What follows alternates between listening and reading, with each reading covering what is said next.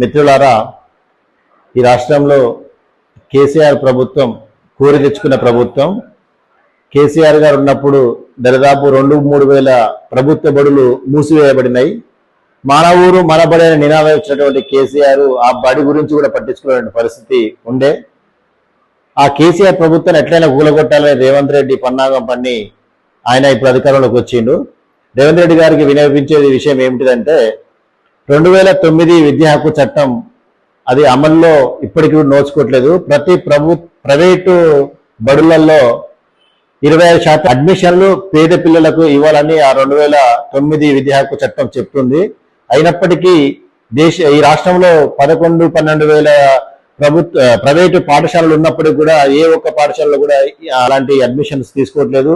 అంటే ప్రభుత్వమే హామీని ఆ జీవోని ఇంకా అమలు చేయకపోవడం చాలా బాధాకరం.